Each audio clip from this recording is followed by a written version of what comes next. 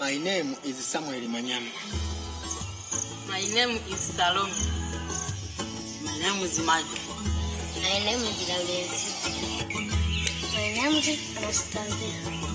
This is Emmanuel, Sylvester, and Juliet. This is my wife, Priska. This is my father. He is 92. I was able to get the title for my land.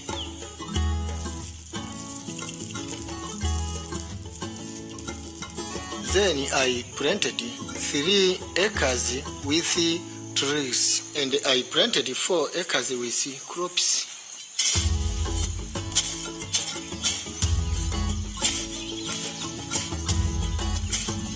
I am helping people in my community. Kwanza maliza hii nani yangu nikafanikiwa. Tayari nimekuwa mfano katika jamii. Watu wataona fulani alifanya mambo haya tunamwangalia kama mzaa, lakini leo hii anamiliki kampuni. Because I have the title for my land, no one can take it from me.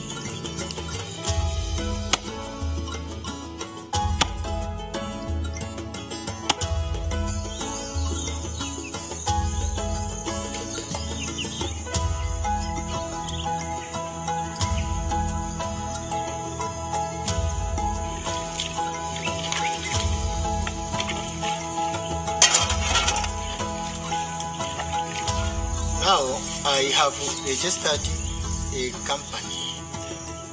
I am thinking big. I can get a loan from the bank to expand my business, so I can support my family and send my children to school. This is my dream.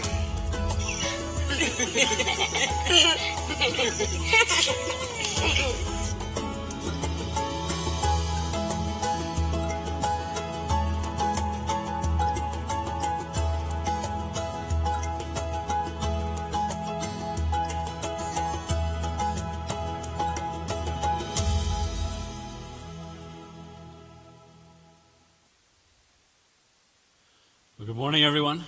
It's, as Tom said, it's a privilege to be here. I've been speaking to churches for the last 2 months, and we saved Dalhousie for last because Tom said the 7 minutes they would have had to give me at the end of September was not going to be enough. So I'm grateful for that. I'm grateful to be back among family and friends. You know, this is such a privilege for us, being away in Tanzania, to have a place that we called home back in Calgary that we came back to.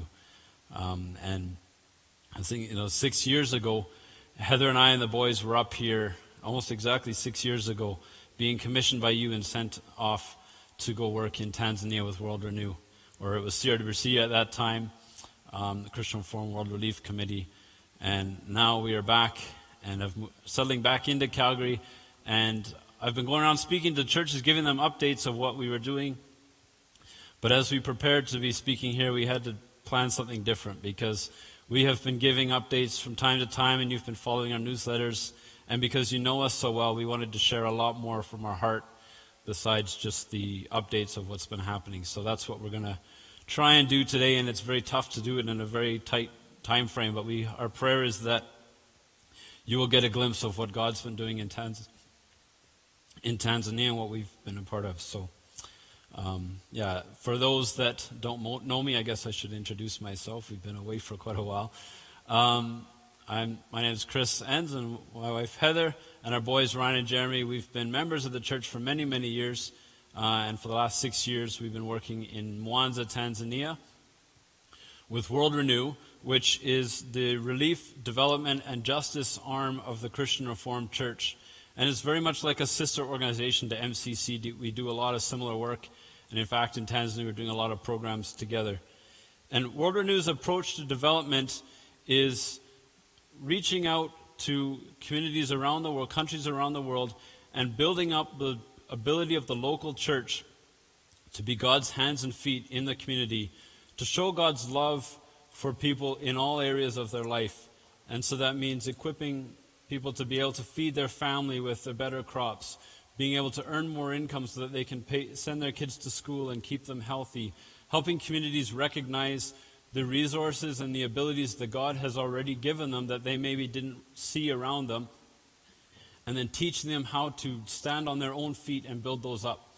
And we see incredible change that happens because we're doing church-based community development. As people see God stepping into their lives and being relevant in their farming, in their taking care of their children, in their decision-making as communities, they see incredible change, and it changes their story from one of hopelessness and despair to one of seeing God being the provider. And it's incredible, our work of walking alongside these churches and building their skills as they do this in the communities, to see that change that's happening. So I'm going to be sharing a few of those stories.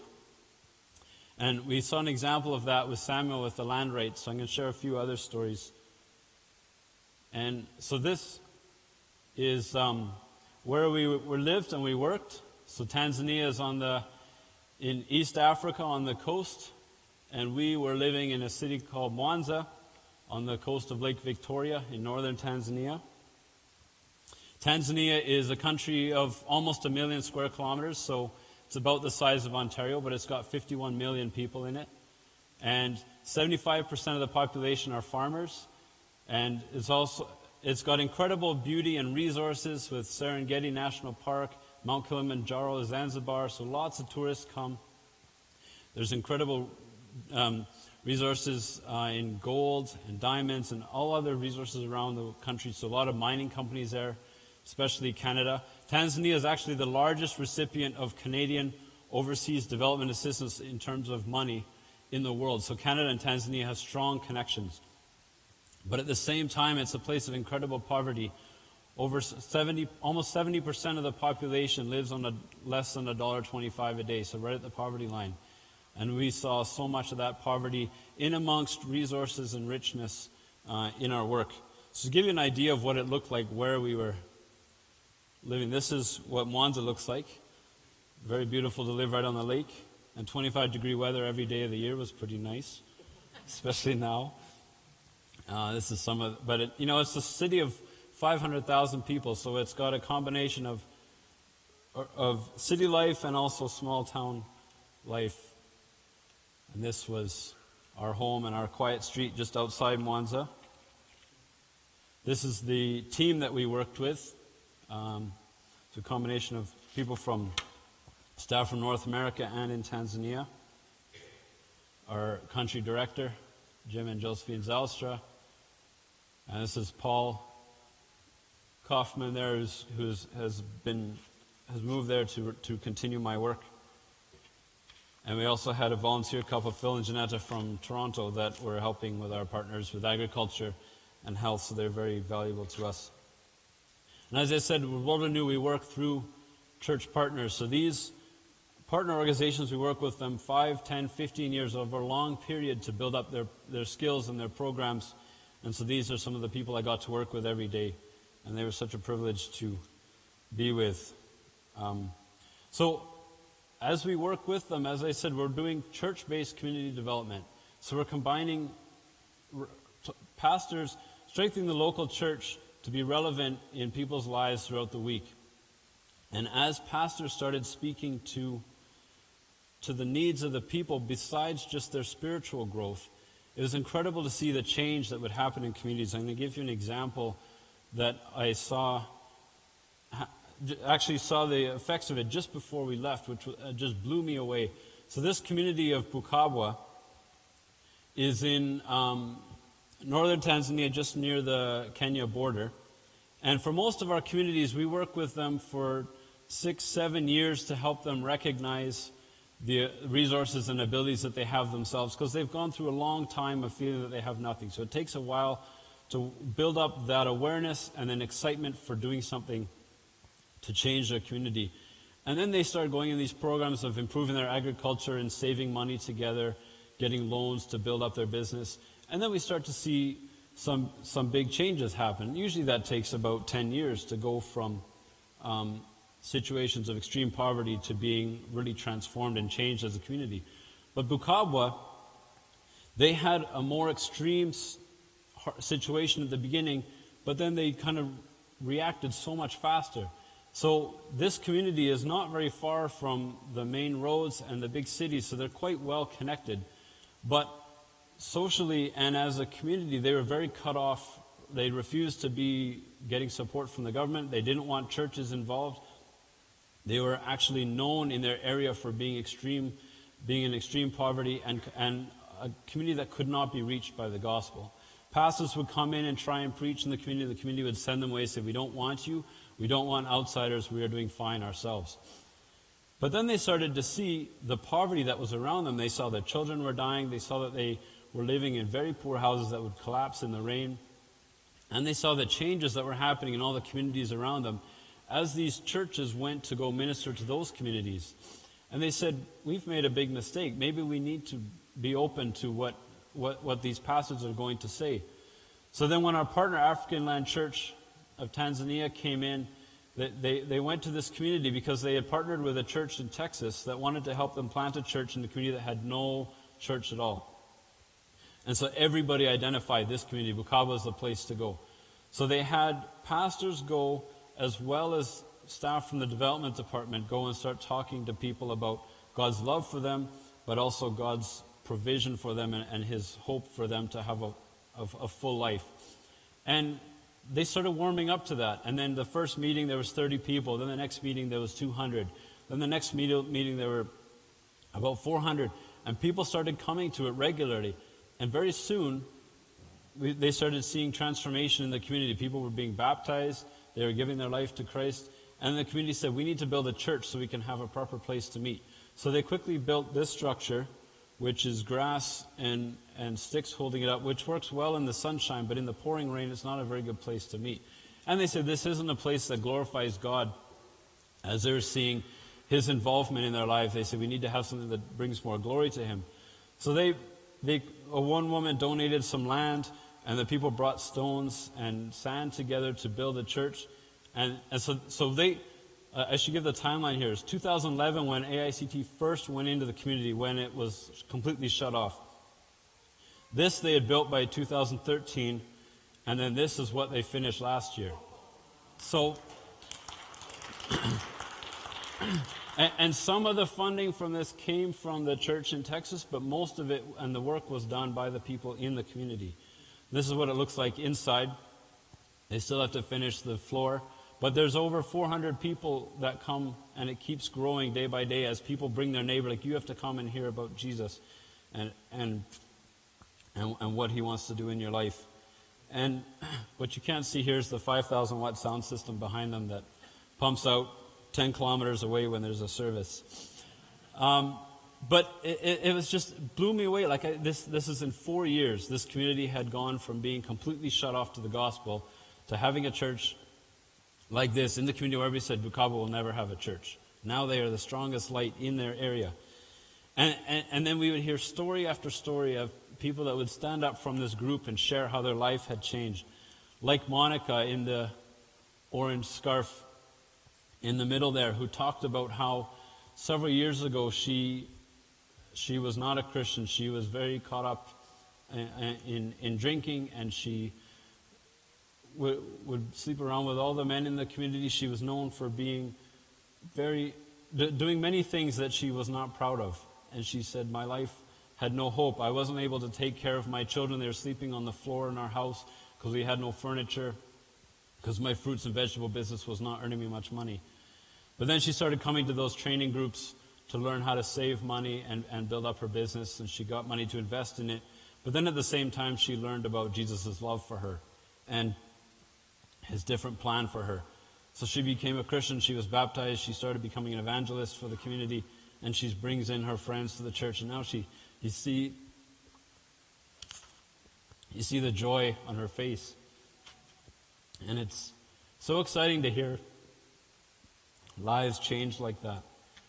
Or we had another community we went to, I'd ask people, what are the changes you've seen in your life from being involved in the program and the support you've been getting? And they'd share stories about how their business had grown. But then often and great stories of how their family was now different.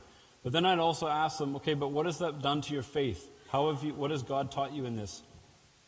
And then I get all these other incredible stories that they had not thought to share because they're used to talking to donors where it's like, this is what I had, this is what I have now. But when I talk about what is the change in your faith, incredible stories happen. This man in Regatta, village of Regatta, he stood up, he said, I'm a Muslim and I don't go to church, but I have been going to this church for the last 6 months to come to this training on savings and building my business.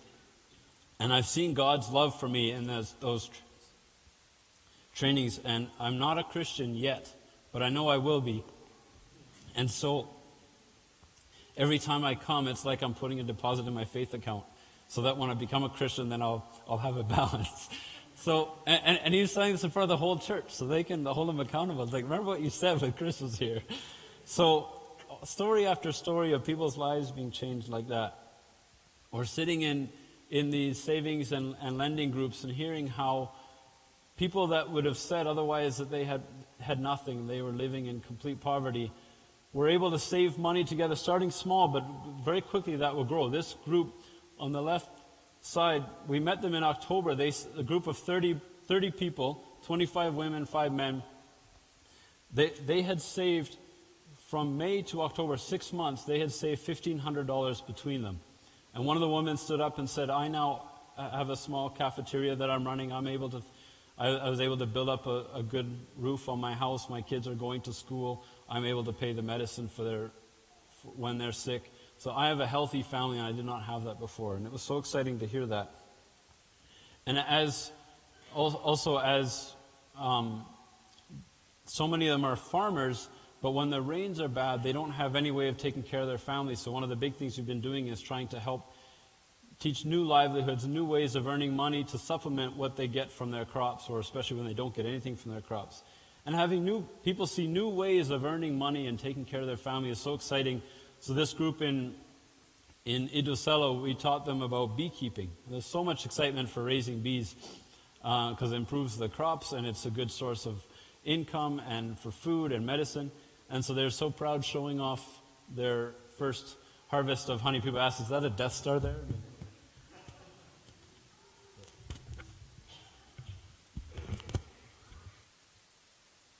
Okay, I'm back. Or helping train the farmers in how to improve their crops with basic practices that their ancestors and their grandparents didn't have to use because the soil was so good and the rain was so good. But now as that changes, they have to get new farming practices to be able to feed their family. And so introducing new crops like sunflower and orange flesh sweet potato, or this group in Lubanga that were growing vegetables for the first time. They had green peppers that were this size, and they were so happy to be able to be growing vegetables and improving their health in that way.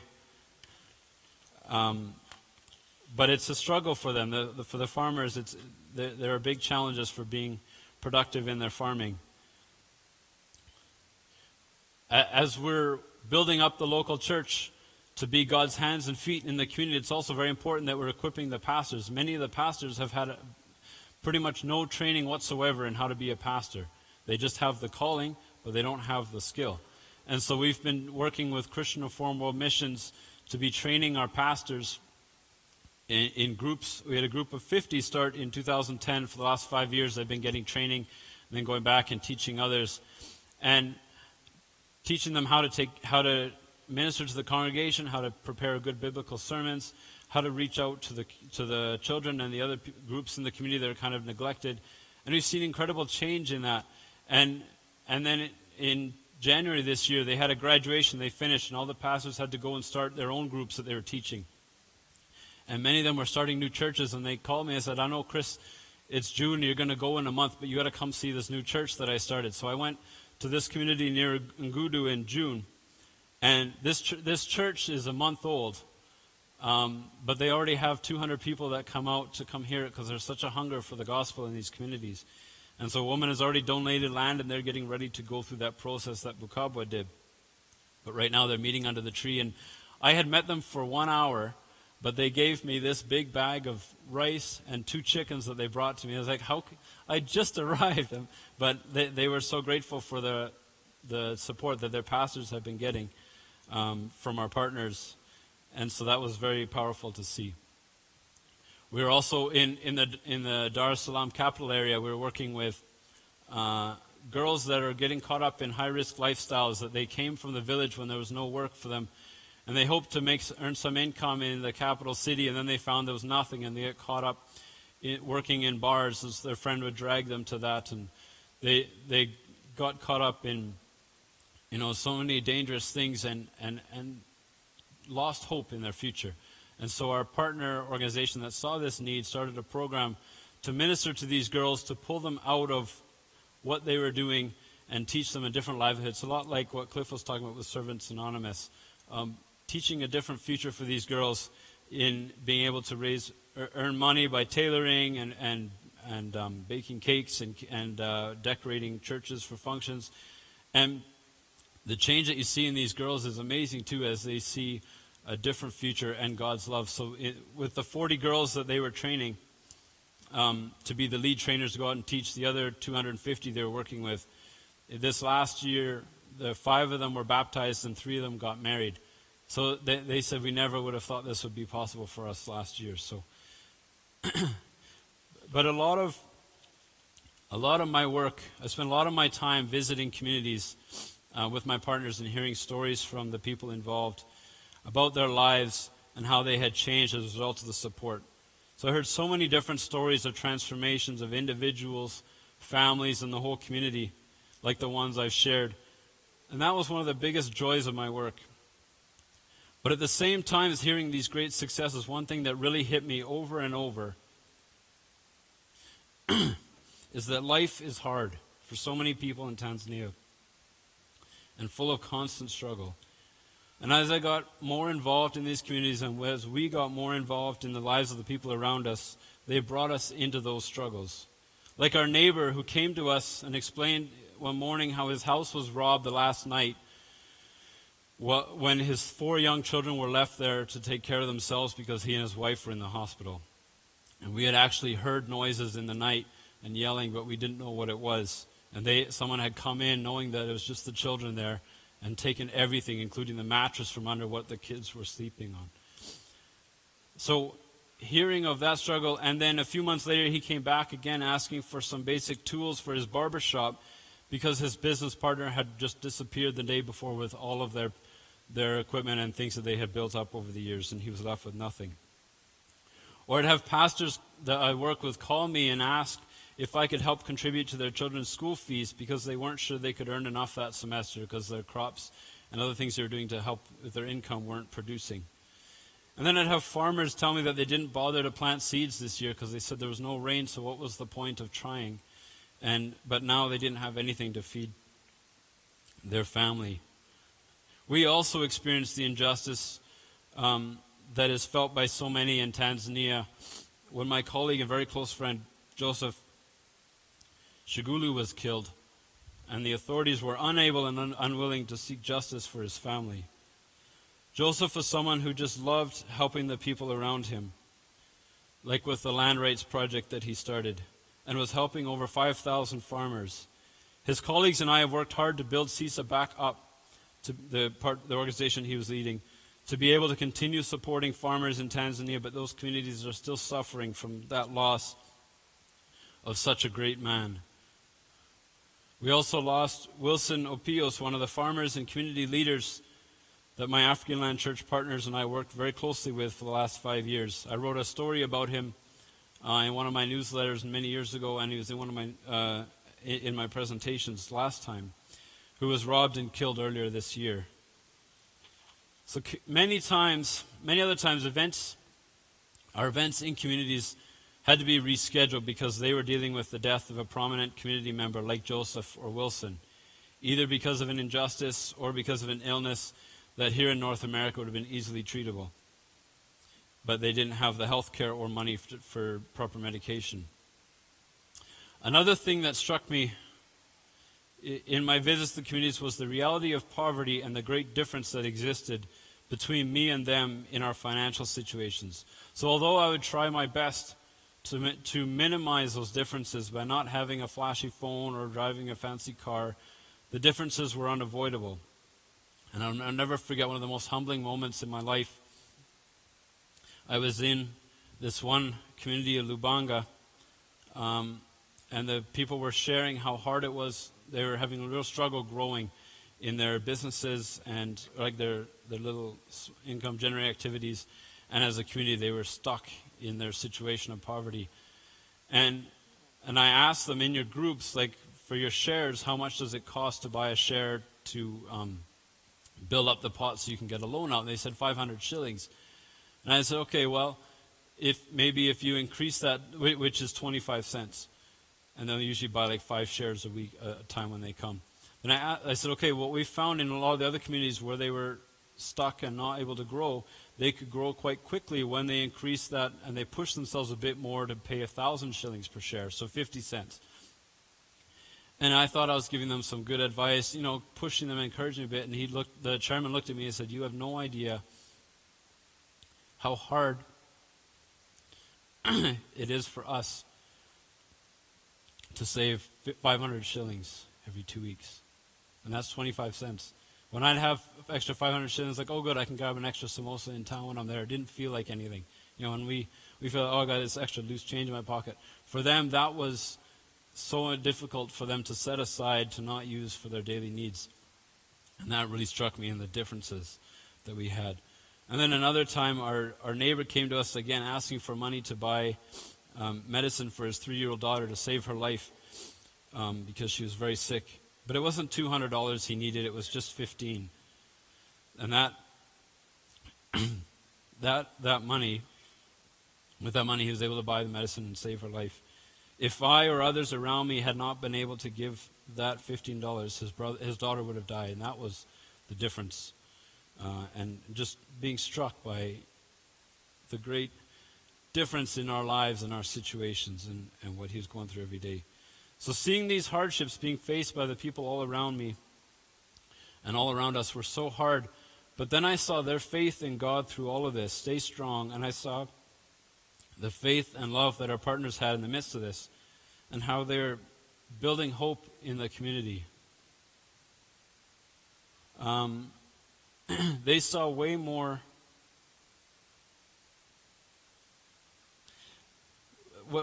pain than I ever saw. And I will. But while they were in the midst of it all, but they also knew the power of Jesus and his desire to take care of his sheep and give them life to the full. So that motivated them to share that wonderful news in the communities every day. The community members would also be very thankful to God. Eleanor, can you go to the next slide?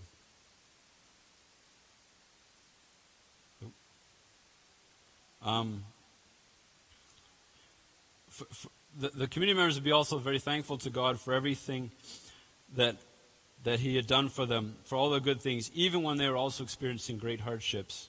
They knew it was not God's fault when bad things would happen to them. And their thanks to God would be in all their songs and at the beginning of their introduction. So when people would stand up, they'd say, Namshukuru Mungu, mimi naniitwa. So it was like, I thank God, my name is, and so it was very prominent in everything that they said. And so seeing this, it's like what the Bible says in John 1:5. The light shines in the darkness, and the darkness has not overcome it. So it was such a privilege for me, for my job, to be equipping and strengthening our partner staff with ideas and skills for how to engage with these communities and help them overcome the darkness more effectively, and to see that God loves them and provides for them.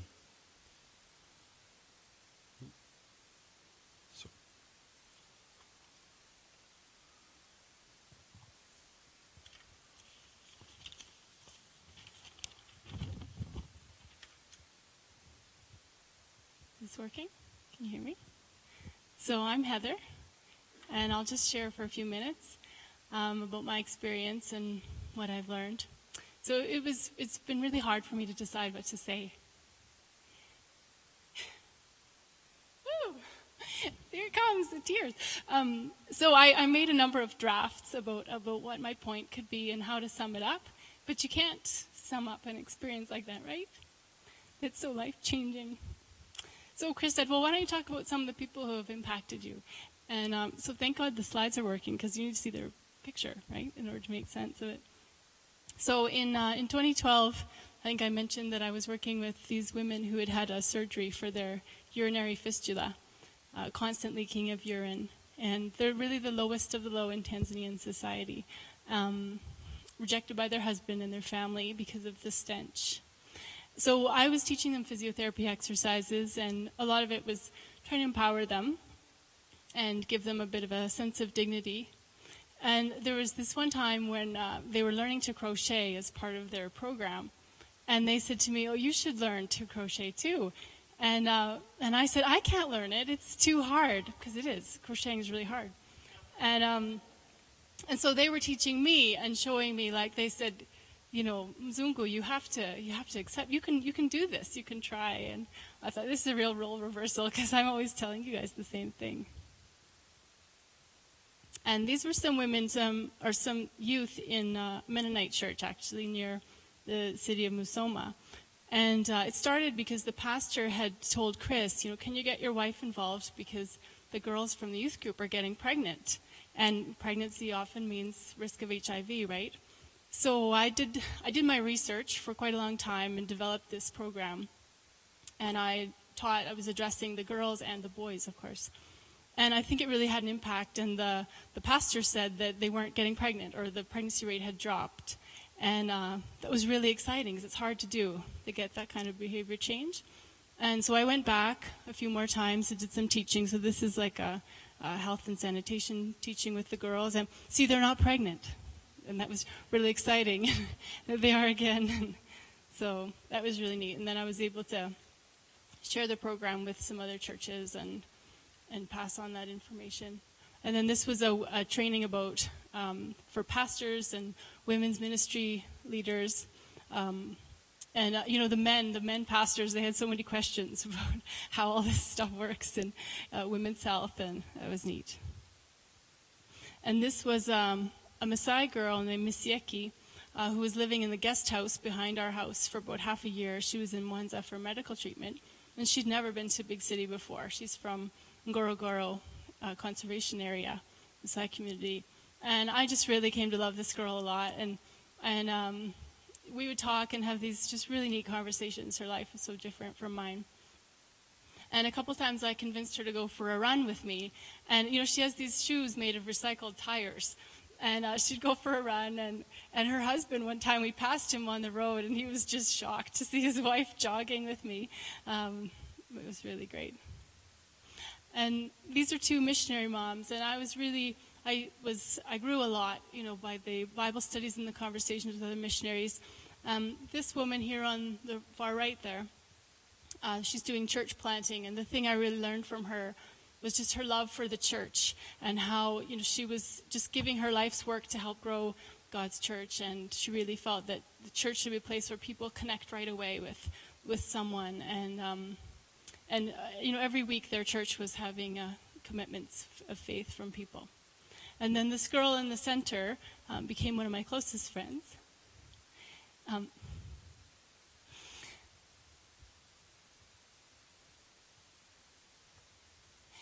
She taught me how to pray for healing for people, how to bring God's will to the earth,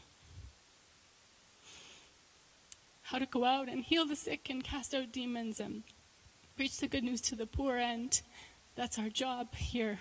Right? That's our job description. So I miss them both a lot. And this is Pastor Nestor in the middle. I'm crouching down so I could be the same height as all of his family. And he, you know, I had this this hard lump on the side of my face, and they thought it was an adenoma and maybe cancer. And I'd gone to Nairobi 3 times for treatment, and it was still there. And so Pastor Nestor, he called me on the phone. He said, Heather, put your hand on your face. And then he prayed this prayer, and like within 3 days, this was gone. And I was just so excited. And it was like 3 months of a lot of money, a lot of stress. And I thought, oh, if only I could have done this at first, it would have been made better. So, and he had so many stories in his sermons about like his son's wedding, where maybe twice as many people as expected had showed up. And, Tanzanians fill their plates high with food, regardless of who's behind them in line. So they prayed, for God to multiply the food, and he did, and there was more than enough, and the whole family was very surprised. But he was a humble person, and he had experienced death of 2 of his brothers in the last year and a half. And so now he's raising children from his own family and his brothers, both their families. So we pray for him.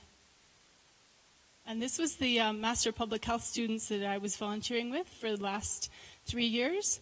And this, I would say, was maybe my most humbling learning experiences of Tanzania. Capacity building is tricky business in a sense that your pride can get in the way. And, our job, Chris's work and my work, is to be behind the scenes. You feel a little bit like you're really like slaving away, but the credit goes to them, and it should, because they're the ones who are going to change their country. And of course, public health is extremely important in Africa, and so to just let it go and let them receive the credit that they really deserve was humbling. But at the same time, sometimes they would bless me or thank me, and that was even more humbling, actually. And here's Dowdy, and Dowdy is Jeremy's best friend, and Jeremy is Dowdy's best friend, and we love him so much. And so he had, because of cancer and his vertebrae had collapsed, he was totally paralyzed from the waist down for 5 weeks. And you as a church gave money, and there's another church in the States that gave money, and a lot of people have poured a lot of money into this man because he's worth it. And there's very few people like him. He's a faithful husband. He's a leader with integrity. And after his surgery, he was up and walking that very same day, and that was a miracle, right? You can't really explain that any other way. And very soon after, he took a youth group of 45 youth to Dar es Salaam, and they had this big conference, I guess, about how to be a Christian in the .com era in Africa. and then they took in an orphan in their family, and they're supporting this young man. He's an orphan by a young man as he goes to college. And Dowdy's wife had a baby in the fall, and they named her Gift because it was really just a miraculous gift. So you gave him, his health back, and we're so grateful. And, the world needs him, and Tanzania, Mwanza region, really needs this man. But unfortunately, the cancer is still active in his body. He is in the hospital right now getting external beam radiation. And so we're praying for a miracle, and we'd be also even happy with a non-miraculous recovery. It would be great. So there's a war going on between good and evil, and we're praying that he pulls through it. And there they are.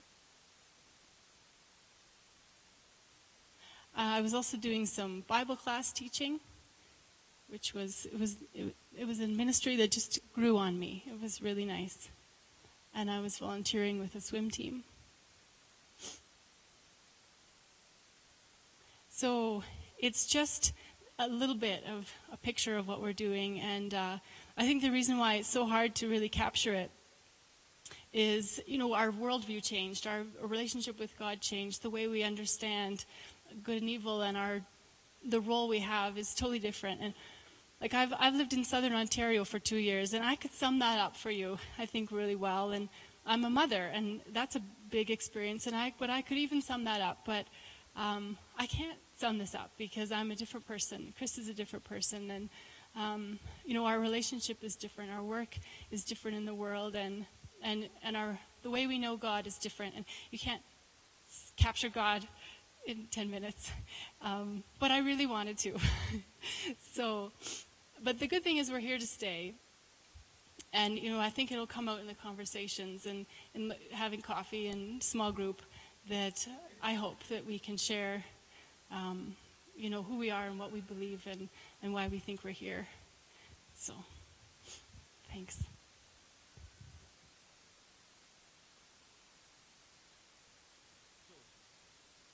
Am I back there? So as we leave Tanzania and moved back to Calgary. It's an exciting time for what's happening in Tanzania. Our program is now 3 times as big as what it was when I arrived, and a lot of that growth has happened just in the last 6 months with new programs that we've started. So it's kind of a big thing to hand over to Paul. It's like, here you go, I barely had enough time to do all the things I had to do. Here's more. But we're building the team there, and that's part of also the work that's growing as we get an office going in Mwanza that has more staff than just one. And one of the big things that we're doing is a new 5-year project along with MCC and the Canadian Food Grains Bank with Canadian government funding to be reaching 120,000 farmers in East Africa, getting them to adopt the system of conservation agriculture, which we've been teaching them, of covering the soil to protect it from the sun and building up the nutrients in it.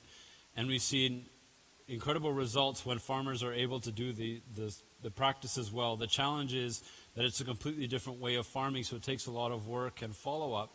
And until now, we haven't really had enough resources to go out and do that regular follow-up. So with this new program for the next 5 years, it is a big push to really try and change farming in East Africa and the health of people in that region. So it's in Ethiopia, Kenya, and Tanzania.